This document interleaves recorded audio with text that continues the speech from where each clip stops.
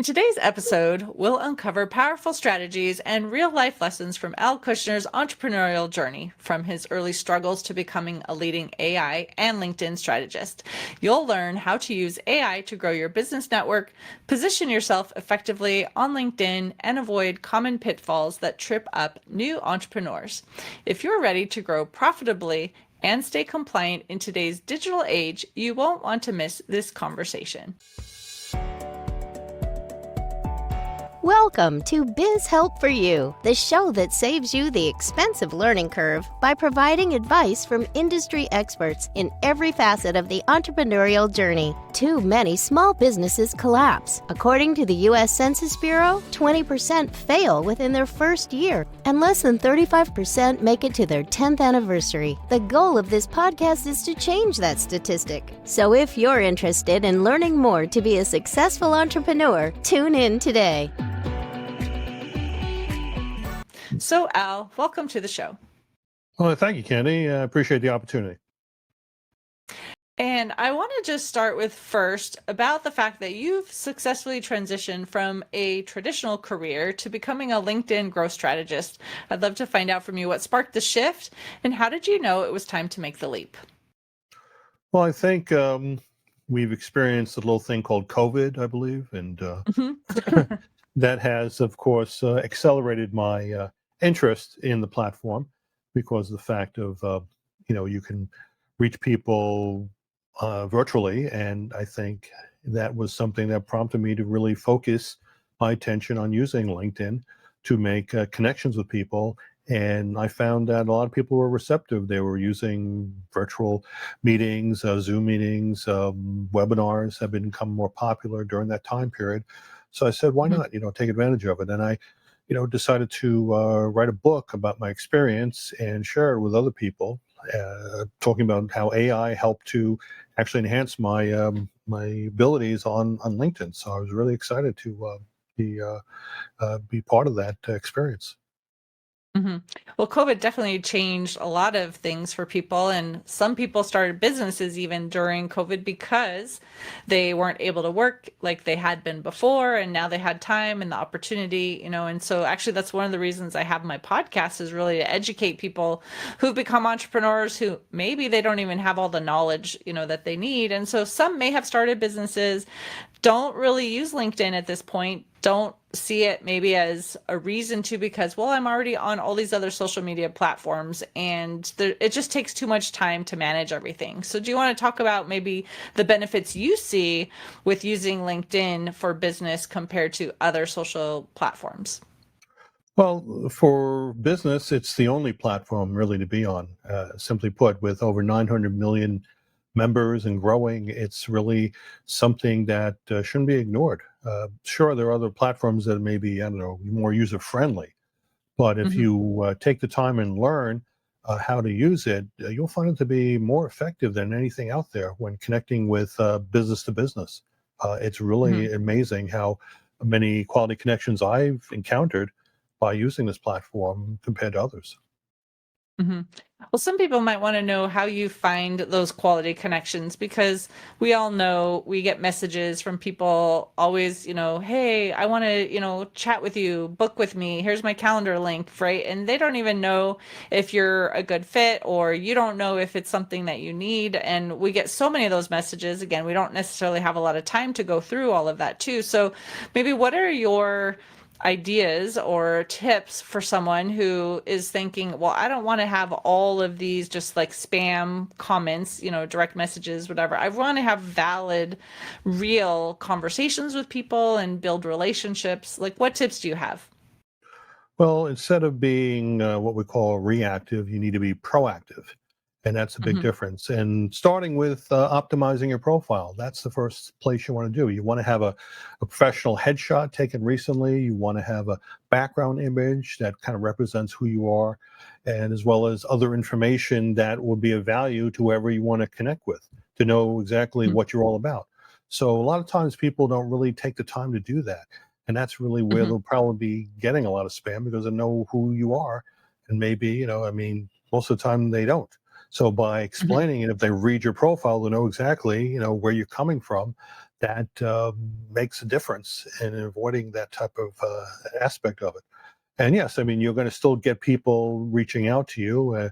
What was it called? Pitch slapping you, because that's pretty much what they'll do 9 out of 10 times. But the fact is Hmm. that once you create a profile and you find that you can actually do your own outreach, connect with people, but give something of value to whoever you're going to connect with. And a lot of times, if they are a connection that is someone that you may know through someone else, what we call second connection, it's a little more easier because you can use, a name drop or something to possibly Hmm. make a connection with someone that is, that's helpful. But if someone that you don't know, that could be basically like a third connection, and that's more challenge right there. But the thing I Hmm. like to do is when I'm deciding to connect with someone, for the most part, I usually like to follow them first before I do any exact Hmm. connections, because I get an understanding exactly where they're coming from. And if they're posting on LinkedIn, it's always good to reply to a post that they've recently shared, and do something a little more than just thanks for sharing, but be more elaborate, be more specific in the comments they left. And a lot of times you'll find that they'll be receptive to, maybe even thanking you for the comment, and perhaps even decide to connect with you because of that. You're on their radar. Hmm. That makes a difference. So Hmm. that's just some of the tips right off the top that I work with people on. Right. We talked about optimizing your profile and putting information in there that will help others know like who you are. A lot of people feel that they aren't really good at writing or they're not sure what to even put in there. Do you have any tips on like how to present that information and what details they really should put in there? Well, a lot of times I use AI technology to actually look for certain keywords, because LinkedIn is also a search engine, which people don't Hmm. sometimes think about. It's true. So you're using it if someone is looking for someone that could help them in their business. A lot of times they'll go on LinkedIn and search by certain keywords, let's say SEO optimization or something that has to do with content creation. And if that's listed in your profile and you do that work, well, you'll be found more than someone who doesn't list that in their profile. Hmm. So that really is what AI can help you to do. So if you're, for example, like yourself, you're an entrepreneur, or you do bookkeeping and such, and you want someone, a business owner, maybe want to reach out to you. They're looking for bookkeeping services. Well, you listed that keyword in your profile example. Hmm. But you may have other things also that you list too. Perhaps you have some content you created, an article that establishes you as the thought leader, the bookkeeper. Hmm. So by creating content, you establish yourself as a thought leader. If you've done any podcasts like you're doing, certainly is important. Any awards that you've received, any volunteer work that you've done is looked at very highly for those who want to make connections.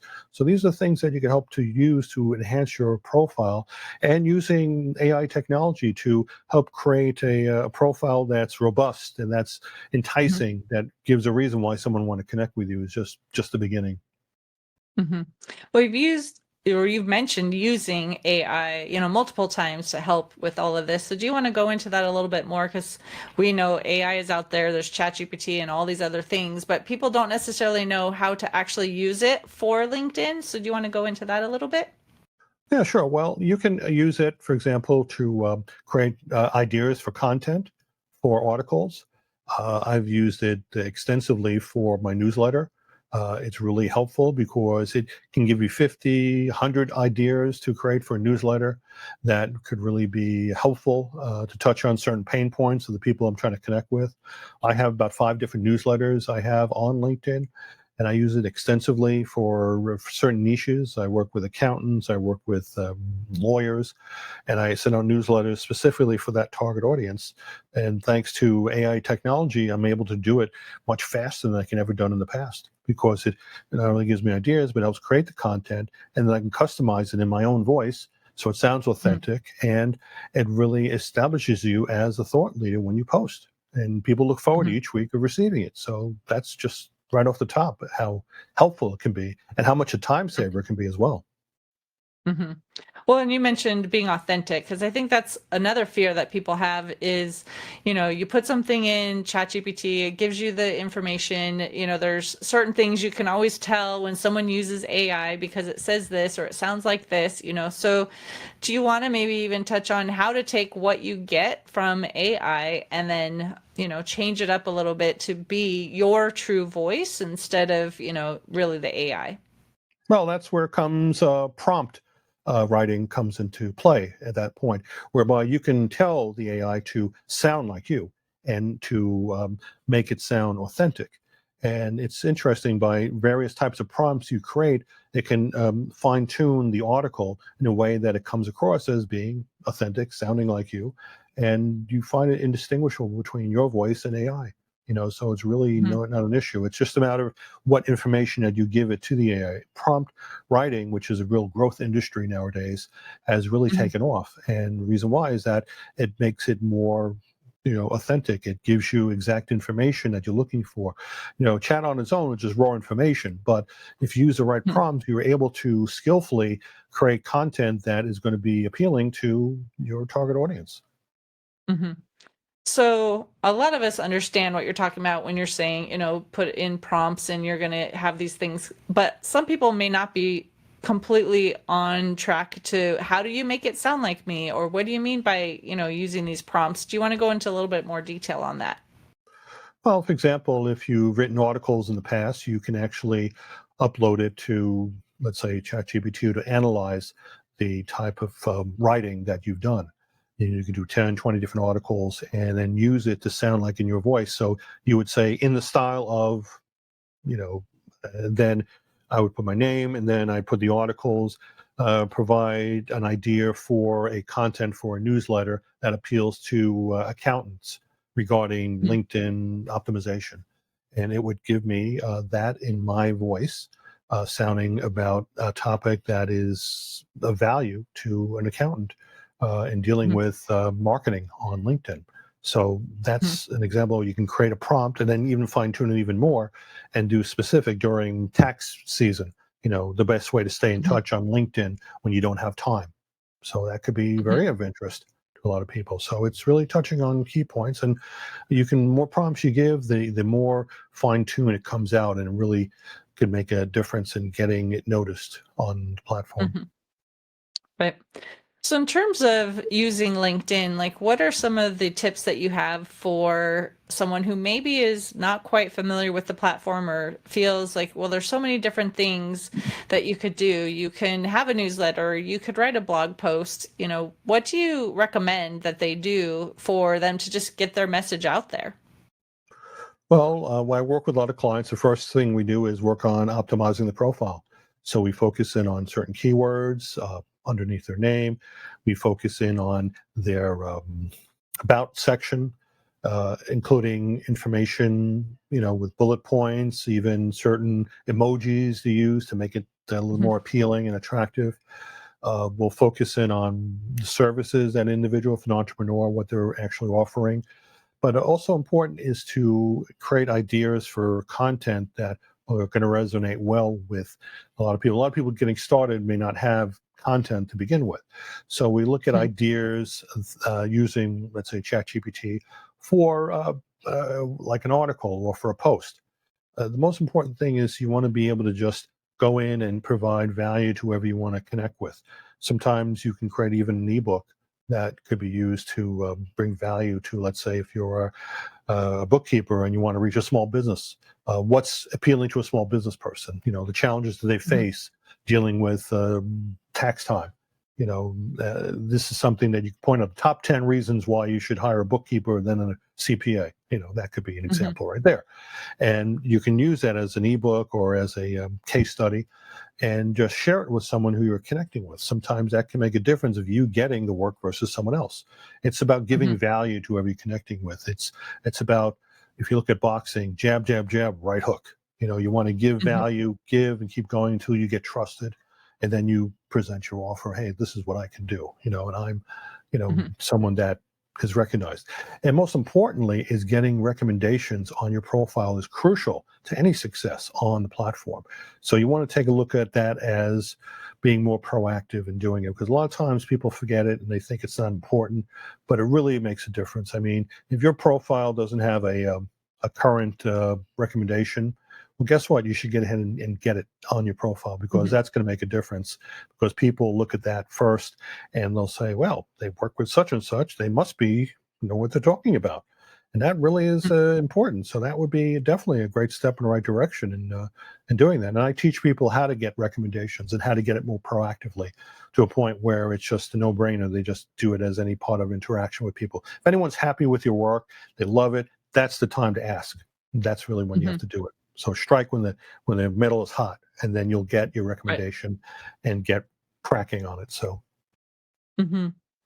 Well, and we've heard you should have reviews, right? Recommendations, whatever we want to use the word, depending on the platform. But, some people are saying it should be on Google, and some people say it should be on Yelp. And now we're talking about LinkedIn, so how does someone even know, like, well, is this one I should have on LinkedIn versus another platform? Should they ask them to do it in multiple places? Like, what do you recommend when it comes to those, that testimonials that people are asking for? Very simple. I mean, you can do a review on other platforms, let's say like Google, but when you're on LinkedIn, that person, sounds more like a real person. I mean, you can actually see them. It may be a connection. You don't see that on Google, that they're a connection on LinkedIn. So that really makes it authentic. And you could take that information, that particular recommendation, and put it on your website. And guess what? A lot of people they have a LinkedIn account, they can go ahead and reach out to that person and say, well, did you work with Candy? I mean, I'm not familiar with her work. Oh, she's awesome. I mean, she did a great job, and that's makes a difference. It's about getting that third-party endorsement from a source that's credible, like LinkedIn. A lot of times when you do Google reviews, you don't really know exactly if the source is really authentic or not. There's a lot of things out there. Bots are out there all the time. Not on LinkedIn, so that makes a difference. Look at that. And that's true, because on Google, we've heard too that people will post negative reviews and it's not even a customer, right? Maybe it's for whatever reason, someone wants to have a negative review on there to bring it down. Yeah. Maybe it's a competitor or whatever the situation is. So you're saying on LinkedIn, you obviously will see who left that recommendation. You can go and look at their profile, see how they're connected, or different things like that. Yeah, and use that information on your website. So you get like a third-party endorsement from a LinkedIn source, which is great compared to the typical testimonials that you see on websites. You don't know who they are. A lot of times it's Terry G or John W, and you don't really know the full name. Is it really real? Most of the time it's not, because they have like, good, well, guess on LinkedIn, it's real. Okay, and you can't ignore it. And that really is going to make a difference of you possibly getting the business versus someone else. And that's important. Right. And I know you mentioned emojis in your about or whatever section you want to put them in on your page. And I know in the past, a lot of people were talking about how this is a more professional, platform. And so you don't do as much personal, or you don't do, and now we're seeing, people are doing a little bit more on the personal side, or like you said, adding these emojis. So how do you balance still having a professional appearance, yet making it kind of, friendly and, not just so straight-laced business? Well, I would say moderation is key. Don't go overdo it on emojis and such. You want to keep it as minimal as possible, but still add a little flavor to it, which is going to set you apart from other people out there, because a lot of the competition are not using that. And if you're using it, they may recognize it. Maybe they have a fond memory of it. I mean, emojis are not going to go away. I mean, they're on, whenever you're on your phone, people will send you an emoji, whatever it is, and people identify with that. So don't be afraid to use it, but don't overdo it. That's the thing. So when someone is starting their business and they want to create their online presence and, build their profile and start connecting with people, like, what are the first things that you recommend? Obviously, having an optimized profile, you talked about that too, but Do you just start saying like, I'm going to reach out to 5 people a day and send connection requests and hope to have conversations? Do you start spending that time creating content instead? Like, if they have limited time, what would be your tips in terms of how they should go about having those, potential reaches to whoever might be looking for their services? Well, to get started, and if you want to be considered as a thought leader, create content. That's going to help a lot of people because that's the first thing people are going to look at your profile and they're going to read whatever you posted or maybe an article that you created. So if you're a bookkeeper and you want to establish yourself as a thought leader, you should have at least 10, 20 articles as part of your profile minimum before you do any outreach because you want to be able to show people you know who you are, you know who you say you are, and why they should work with you versus the competition because you're in a competitive situation. I mean, you're dealing with how many bookkeepers are out there, all right? But how many bookkeepers have 20 articles, okay? How many bookkeepers have videos? How many people have podcasts, all right? You see the accumulation of it. You want to be the one-stop shop. They think of you first before anyone else. So the more that you create is going to better building your platform as well as getting the recommendations.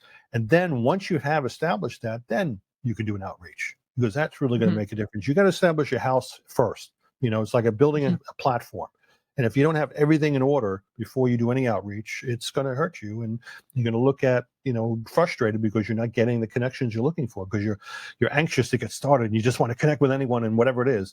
But, people look at your profile and they're going to think, who is this character? They're not even real, maybe. Maybe they're a bot, So you got to get that done first. Once you do that, then we can work on other strategies. Mm-hmm. So obviously LinkedIn is a free platform, but they also have a paid level as well too. So at what point should someone considering go to a paid level instead of just using the free version?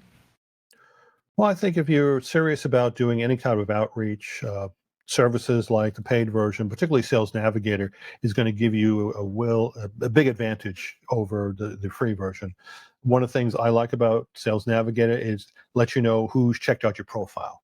And that could be helpful because sometimes when you want to connect with someone, maybe this person could be a potential client, but they looked at your profile, then you can reach out to them and says, hey, stop by my profile. There's something interesting that it can help you with, whatever. And you don't really get that on the free version of it. In addition, if you're doing any type of outreach, you want to know who is active on LinkedIn. A lot of times people are not active on LinkedIn. And the Sales Navigator will tell you who is actually active on LinkedIn in the past 30 days. So that helps because when you do decide to do an outreach and reach out to them, they most likely will reply to that because they frequent LinkedIn more frequently. And I would say that there are additional other features in Sales Navigator that we can go into, but we don't have time enough in this podcast. That's a whole separate thing. But definitely a paid version definitely will give you much more better, effective means of outreach. Mm-hmm. And in terms of when they do that outreach, like, do you have a kind of a format maybe that you find is effective for reaching out to someone? Obviously, you said give value as well too, but do you obviously look them up and see that they're in a certain industry and say like, oh, I think this article on how to refinance your home is good. You know what I mean? I don't have a specific thing, but how do you go about effectively reaching out to them, giving them value, knowing that it would be something of value to them and being able to start that relationship? Well, you got to look at the degree of the connection. So if it's a second connection, there's usually a mutual person you work with, and that usually helps a lot versus your third connection and you have no way of tying something in. So maybe someone that you've worked with had uh, recommended someone to connect with. You can do that and say do name drop and say that, oh, this person recommended you and wanted to reach out. Sometimes they'll accept you, and that's always a good starting point. And the first thing you do is just, if you do make a connection, just say, hey, thanks for connecting. Also, I like to do is to, when they have certain skills on their profile, I like to check off certain skills and give them almost like a compliment in a way. Say, for the skills, it doesn't take much to do, but they sometimes will respond in kind and says thanks, and sometimes get noticed.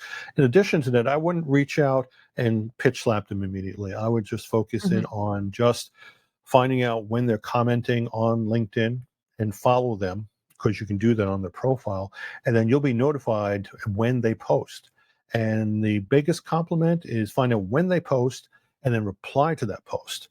But reply in a Mhm. sense that don't say thanks for sharing, but say something a little more detailed, that maybe the particular Mhm. comment that they had, a certain issue or problem that they solved, maybe compliment on how they resolved it, and maybe ask a question or two. Sometimes that can make a difference. And particularly if you want to connect with influencers that may have Mhm. hundreds, if not thousands, of followers on LinkedIn, well, there's an opportunity as well. You can follow these individuals and then find out when they post and then reply to that post. Usually, hopefully, try within 10 or 15 minutes because they can be overwhelmed with so many responses. You want to be within that certain time frame, ideally 10 or 15 minutes, because then you'll be in the top section below their post. And Mhm. then people will see that you responded and they may follow you because of your post that was informative. And the influencer may have to answer your questions you asked, because if they don't, they'll look like, they're not caring. So guess what? All of a sudden, you're getting all these people looking at your profile because of this influencer posted and replied to you. A nobody. Mhm. Go figure. Mhm. But it works. Well, I know we are coming to the end of the time that we have together today. So I wanted to ask if you have an offer that you would like to extend to our listeners. And if they want more information, how can they contact you? Okay, well, you can go to my website, linkedvantage.com. That's link and then vantage.com. You have access to, I have courses available on how to optimize your profile, but I also have a free ebook available, how to optimize your profile. You can check out. You can also find my book. It's called The AI LinkedIn Advantage. That's available on Amazon, and also an audiobook on Spotify and other fine retailers. And also check me out on LinkedIn. You can follow me or reach out. I'm happy to connect. Perfect. Well, thank you, Al, for being a guest on my show and talking about, AI and LinkedIn and how these can work together and the things we should be doing to optimize our own profile. So I appreciate it. Thank you, Candy. I thank you for the opportunity again. Mhm.